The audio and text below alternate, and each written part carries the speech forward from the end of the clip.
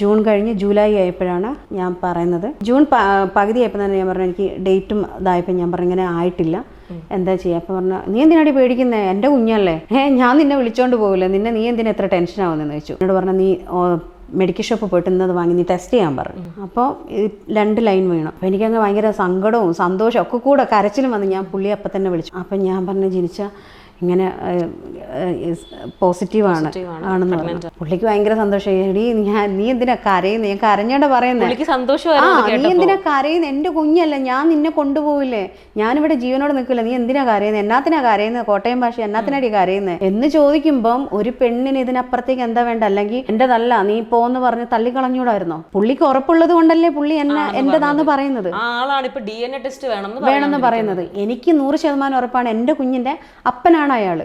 എനിക്ക് DNA വേണ്ട, അയാൾക്ക് വേണമെങ്കിൽ അയാൾ ചെയ്യട്ടെ, ഞാൻ തയ്യാറാണ്, അതിനെവിടെയൊക്കെ പോകണോ ഞാൻ തയ്യാറാണ്.